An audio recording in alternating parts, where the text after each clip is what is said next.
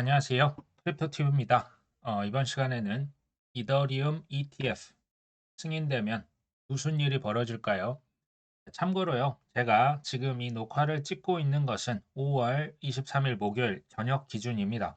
아직 ETF 승인 결과를 전 모르지만 실상 저는 됐다라고 보고 있습니다. 그에 대한 여러 가지 얘기 한번 말씀을 드려볼까 합니다. 그리고요, 계좌 이체로 해서 이렇게 가끔씩 이렇게 후원을 생각보다 크게 보내주신 분들, 좀 대단히 감사하다는 말씀을 먼저 이 자리를 빌어서 말씀을 드립니다. 6월 달에요, 그 연준에서 그 기준금리 현재 동결 가능성이 거의 99%에 달합니다. 블랙락 입장에서는 이거 이제 그 예측을 했거든요. 첫 번째 금리 인하를 9월 정도에 하지 않겠냐. 그리고 올해 한 두 번 정도 인하를 할 것이다. 이게 회사마다 다 다릅니다. 근데 제가요, 여기서 드리고 싶은 말씀이 이겁니다. 모든 빚에는 이자가 있습니다. 요새 가족 간에도 빌려주는데 이렇게 이자를 받아야 된다. 이자가 없는 곳이 있습니까? 근데 문제가 있죠. 미국 정부에 엄청난 빚이 있는데 그 빚에 대한 이자조차 갚을 수 없을 만큼 빚이 눈덩이처럼 늘어났죠. 무슨 얘기입니까? 결국에 그러니까 이런 말장난에 놀아나지 말자라는 말씀 드립니다. 누가 한 번을 내린다, 두 번을 내린다, 인플레이션이 너무 치솟아서 금리 인하는 없을 것이다. 결국에 금리 인하와 돈 풀기는 불가피합니다. 말씀드렸죠. 지금 빚에 대한 이자가 미국의 국방비를 넘어섰습니다. 하반기에 분명히 내릴 것이다. 코인베이스 CEO가 21세기 금융혁신 및 기술 법안이 통과됐다. 이것은 역사적인 일이다.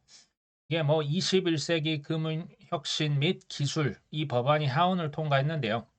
이게 이제 규제 명확성을 위한 기초가 다져진다.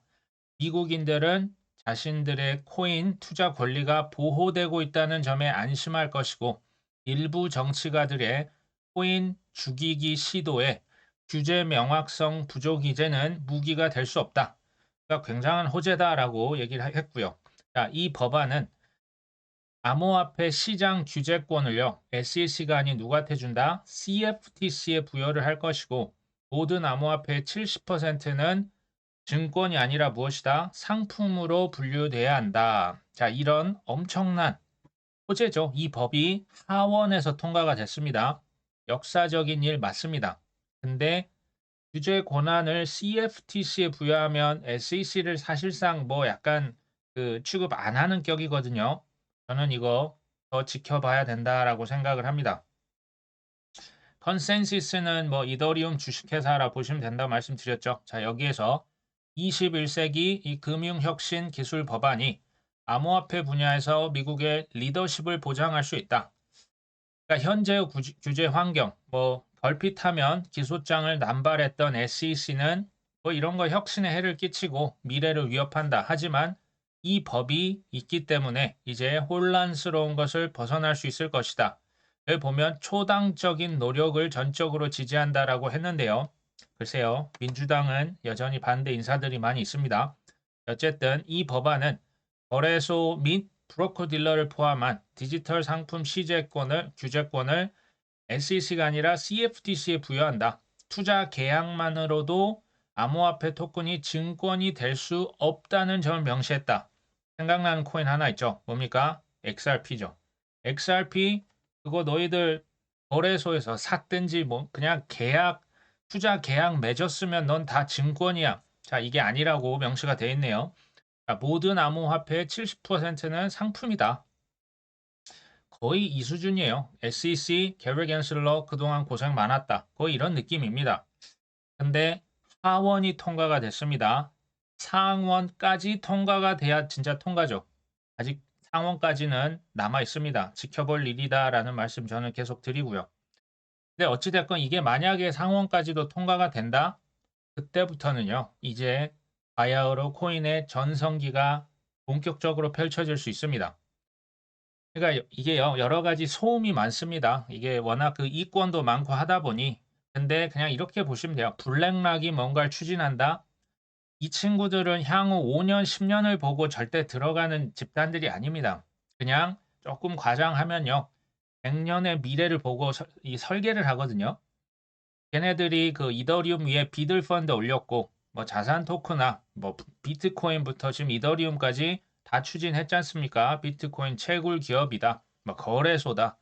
야, 그냥 코인의 미래는 밝다. 그렇게 그냥 그 중심을 갖고 가시면 될 것 같아요. 게리 갠슬러의 역할놀이, 이 쇼가 끝이 보이는 것 같기도 합니다. 근데요, 코인데이스크에서는 이 법안은 상원으로 넘어갈 예정인데 상원에서의 통과 가능성은 장담 못한다, 불투명하다 이런 표현 썼습니다. 저도 그래서 지켜봐야 될 일이다라고 말씀을 드리고 있습니다. 제가 이제 이거 보다가 끝날 때까지는 끝난 게 아니다. 갑자기 이 문구가 떠올랐습니다. 우리가요, 뭐 지금은 좀 뭐 왔다 갔다 하면서 뭐 이더리움 뭐 되면 또 올랐다가 또 언제 또 떨어질 겁니다. 25년 불장을 보고 우리가 지금까지 잘 참아왔는데 우리가 이제 뭐 내년에 코인 많이 오르면 집도 사겠다, 차도 사겠다, 뭐 해외여행 가겠다. 여러 가지 계획, 뭐 계획 자체가 뭐 잘못된 건 없죠. 근데 저는요, 좀 이런 말씀을 드리고 싶습니다. 코인을요, 잘 파셔서 그 판 금액이 업비트나 빗썸에서 내 통장, 내 은행 계좌까지 옮겨오기 전까지는요, 조금 성급하게 계획을 세우실 필요는 없겠다. 좀 자제하자. 그 이유가 정말 마지막까지 사기꾼들이 득식을 합니다. 내 돈을 노리고 있는 정글, 뭐 제가 얘기를 구체적으로 안 해도 이제 잘 아시지 않습니까? 내 통장에 입금이 완료가 되고 뭐 올해는 상관이 없겠지만 내년에 세금을 낸다면 세금 금액도 다 이거 다 계산을 해 놓고 그 다음에 금액이 이 정도네. 그럼 이걸로 어떻게 한번 해볼까? 계획을 그만큼 천천히 보수적으로 세울 필요가 있다라는 얘기입니다. 제가 왜 이 말씀 드리냐면요. 사람이 이제 흥분이 되면 감정 매매하고 이게 망상의 끝을 달려가면 현실에서 실수가 잦아질 수 있습니다. 저는 우리 구독자분들 그렇게 되길 원치 않습니다. 자, 블룸버그 애널리스트 세이파트 있죠. 자, 이 친구 비롯해서 여러 패널들이요. CNBC에 나왔습니다. 솔라나 현물 ETF 출시 가능성에 대해서 벌써부터 논의를 했다고 하는데요.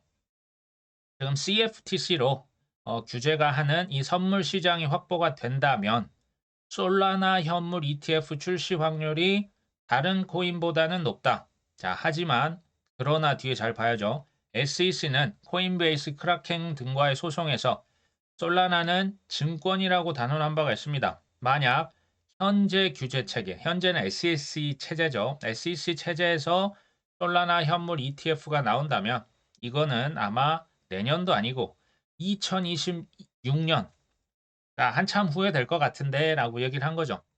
그러니까 규제 권한이 SEC에 있으면 26년에 솔라나 ETF.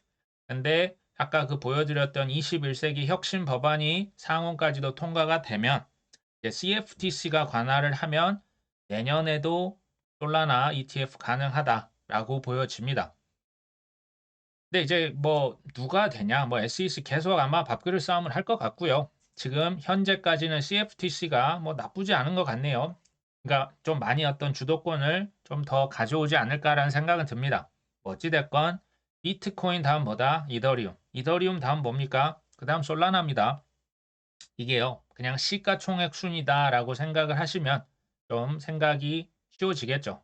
이게 결국에는 시간 문제다라는 말씀을 드립니다. 블룸버그 애널리스트 에릭 발추나스가 내일 오후 4시경 이더리움 현물 ETF 승인 여부 발표가 예상된다. 저는 이 결과를 아직은 모르지만 아마 지금 이 아침에 들으실 우리 구독자분들 결과를 이미 아시겠죠. 한국 시간 5월 24일 금요일 오전 5시 전후로 해서 이게 발표가 될 것으로 예상이 됩니다. 아침에 일어나 보면 이제 그 결과를 아실 것 같고요. 이더리움 ETF가 이렇게 발표가 될 것이고 하지만 그 이후에가 어떻게 될 것이냐가 사실 이 영상의 핵심 주제입니다. 컨센시스의 CEO는 미국에서 다수의 이더리움 ETF 승인할 것 같아. 근데 출시하려면 시간이 좀 오래 걸릴 것 같은데 라고 얘기를 하죠.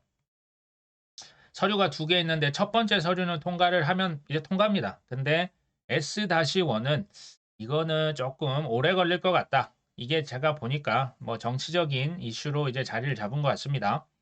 블룸버그 또 애널리스트 제임스 세이파트가 이 S1 서류 이거 마무리 되려면 3개월 이상은 시간이 소요될 수 있다. 자, 그런데 여기서 재밌는 얘기 합니다.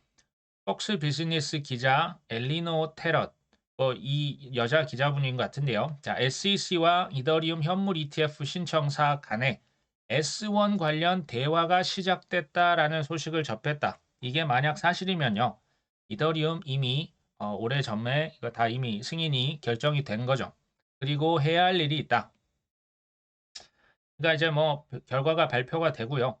S1 승인까지 뭐 어떤 사람은 3개월이다. 어떤 사람은 4개월, 5개월까지도 얘기를 합니다.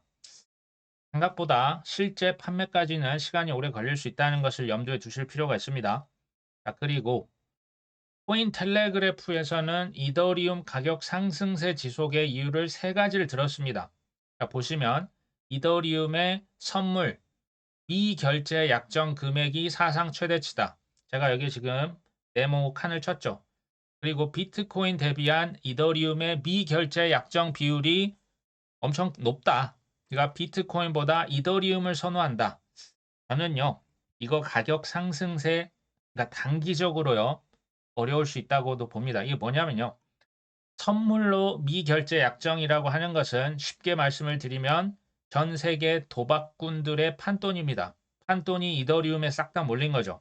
이유는 잘 아시죠? 이더리움 현물 ETF입니다.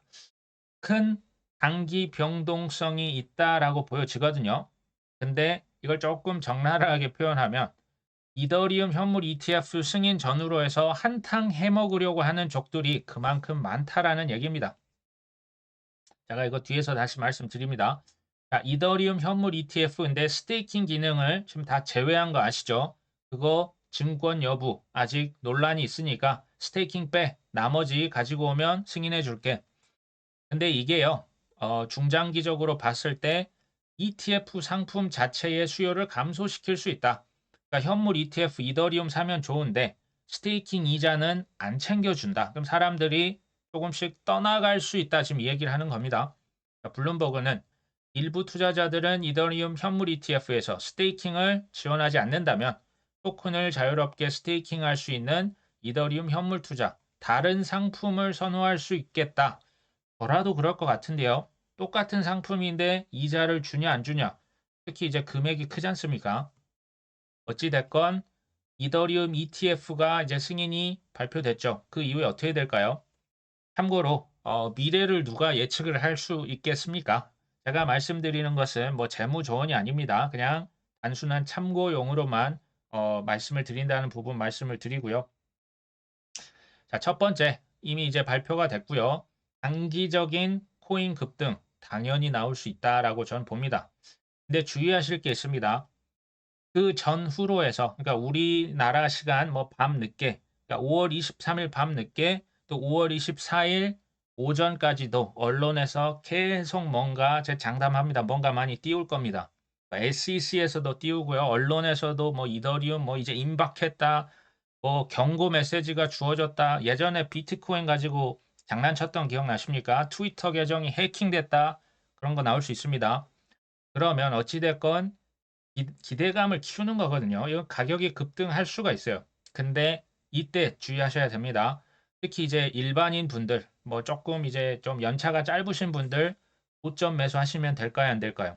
안 됩니다. 고점 매수 하시면 안 된다. 아까 말씀드렸던 도박사들은 여기에서 한탕 해먹는 겁니다.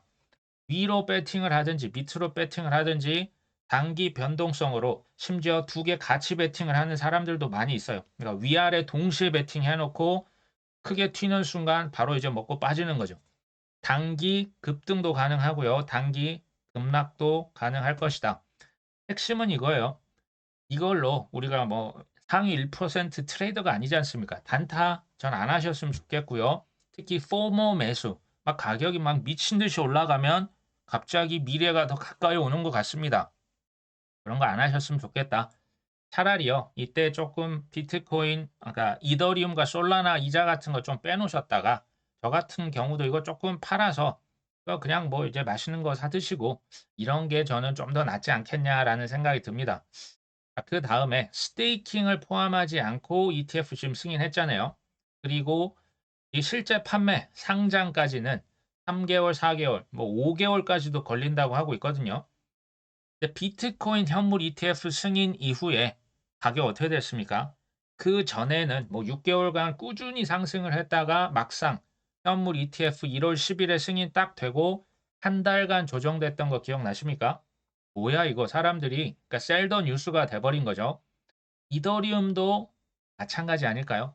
현물 ETF 승인 이후에 이거 상품이 나와서 기관들이 실제 들어와 주고 언론에서 누가 샀다 카더라. 자, 이래도 가냐 마냐 할 판에 지금 이렇게 3개월, 4개월을 기다려야 된다. 저는 조정이 한번 나올 수 있다고 봅니다. 그리고 아까 CFTC, SEC 글쎄요, 이거 증권성 여부 넣고 SEC가 가만히 있을까요? 소송해 놓은 것도 있고요. 조금 시간이 걸릴 수 있습니다. 근데 이제 제 질문은 이겁니다. 왜 현물 ETF에서 스테이킹 기능 삭제를 요청했을까? 바로 생각난 기업 하나 나오셔야죠. 자, 미국의 하원 금융위원장.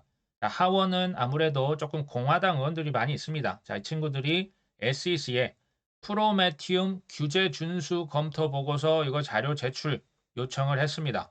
조금 걔네들 이상하다, 수상하다. 누가 봐도 이상하거든요. 너무나 특혜를 많이 줬기 때문에 혹시 자 이더리움을 보관하고 스테이킹 얘네는 6월 초부터 이거 하겠다고 이미 발표를 했습니다. 프로메티움 스테이킹 이자까지 챙겨주겠답니다. 그러니까 이더리움을 그냥 증권 취급을 하는 거거든요. 프로메티움 뒤에 누가 있다? 완샹이라고 하는 중국의 대표적인 글로벌 자본 세력이 있습니다. 그 완샹 그룹과 지금 홍콩에서 ETF 팔고 있는 합법적 라이센스 갖고 있는 두 개 그룹 중 하나가 어디다? 해시키 그룹. 해시키 그룹 회장 전 이제 뭐 임원급 인사가 완샹이랑 서로 연관성이 다 있어요. 그러니까 중국계 자본이 프로메티움을 통해서 지금 어디에 로비를 한 겁니까? SEC에 로비를 한 거예요. 그래서 온갖 권한 특혜를 획득을 하고 있다. 그러니까 이제 이더리움부터 수탁, 특히 이제 앞으로 더 나아가서는 POS 코인, 이자 주는 코인들 전부 다 어디에 몰아줄 기세입니까? 지금 프로메티움에 몰아줄 기세입니다. 근데 중요한 건 뭐 그러든지 말든지 우리 한국 사람들은 뭐 그러거나 말거나 그냥 업비트에 잘 예치를 뭐 이더리움, 솔라나 잘 예치해 놓으시면 뭐 사실 문제 없죠. 중요한 건 더 중요한 건 뭡니까? 이더리움이 그만큼 전 세계 뭐 미국, 중국, 뭐 저기 뭐 중남미 전 세계에서 달려들고 있는 핵심 자산이라고 하는 증거입니다. 이 팩트에만 우리가 집중할 필요가 있겠다. 그 다음에 이제 뭐 이더리움 되면 그 다음 솔라나고요. 솔라나 다음에 뭐 XRP, 뭐 도지코인, 또 뭐 있습니까? 아발란체, 카르다노 이런 거 있잖아요. 탑 10 시총 코인들 가격 단기 급등 당연히 가능하겠죠. 특히 솔라나에 대한 기대감이 더 커질 수 있습니다. 근데 아까 보셨다시피 솔라나가 이게 뭐 이더리움도 지금 한 3, 4개월, 뭐 5개월까지 기다린다면 솔라나는 아마 내년으로 넘어가지 않을까 싶습니다. 근데 뭐 그러거나 저쨌거나 솔라나 우리 업비트 있잖아요. 여기에 이자 받으면서 잘 묵히고 이자 받고 그냥 기다리고 있으면 시총 그 코인 가격도 많이 올라가겠죠. XRP 뭐 논란의 대상이 되고 있는 우리의 리플, 애증의 리플 이거 고소장을 날린 지 이제 3년 하고도 지금 한 반이 지났거든요. 이거 언제까지 이렇게 계속될 수가 있을까요? 정말 해도 해도 너무 하는데요. 제가 볼 때 이제는 끝이 조금 보이지 않나. 이게 뭐 벌금을 얼마를 냈든지 합의가 되고 그 재판이 끝나는 순간 XRP 가격은 추억의 가격이 될 가능성이 있습니다. 그렇다고 매수 매도에 대한 추천은 아니고요. 중요한 건 뭐다? 우리가 단타를 하거나 내 감정에 비추어져서 감정에 의한 매매를 하는 거 이거는요, 사실 잃을 확률이 너무 높아요. 다만 우리가 이제 단기 급등을 했다면 뭐 이자로 받았던 코인 아니면 내가 워낙 싸게 들어갔던 코인들 일부는 조금 팔아서 그걸로 뭐 가족이랑 좀 맛있는 거 드시고요. 저는 이런 여유도 사실은 필요하다라는 생각이 듭니다. 뭐 코인 투자 우리 스트레스 많이 받지 않습니까? 이 정도는 우리가 뭐 원금이 깎이는 게 아니잖아요. 이자기 때문에 좀 괜찮지 않나. 그리고 최소 올해 연말 또 내년 상반기까지는 우리가 최소 봐야 되거든요. 하반기까지 갈 수 있습니다. 근데 연말이라 하면 6개월, 내년 상반기면 이제 불과 12개월입니다. 그렇게 많이 남지 않았죠. 거의 다 왔습니다. 제가 이제 코인 투자 이 디스코 팡팡에 가끔씩 이렇게 말씀을 드리는데 이제는 좀 실감이 나시지 않습니까? 밤낮 없이 흔들어도 됩니다. 비트코인으로 흔들고 이더리움으로 흔들고 뭐 거래소 기소장 날리고 뭐 리플이다 뭐 유니스왑이다 정신을 못 차리게 흔들어요. 이게 쉬울까요? 이게 쉽지 않습니다. 하지만 아까 말씀드렸다시피 뭐 6개월 혹은 12개월 최대 18개월입니다. 최대 1년 반이고요. 대략 한 1년 전으로 해서 우리가 생각하는 바나나 존가 가격이 가다가 이제 수직으로 꺾이는 존이 분명히 이거 오거든요. 유동성과 맞물려서 전 세계 코인 광풍 다시 한번 불 수 있습니다. 이때까지 버티면 누구나 승자가 될 수 있고요. 이전에 포기하면 그 전에 아무리 잘했어도 수익률은 미미할 겁니다. 10년 뭐 혹은 그 이전부터 이미 답이 정해져 있습니다. 흔들리지 않는 편안함으로 끝까지 버텨내시고요. 이제 얼마 안 남았습니다. 꼭 승리까지 하셨으면 좋겠습니다. 자, 오늘 방송 여기까지 합니다. 끝까지 시청해 주셔서 감사합니다.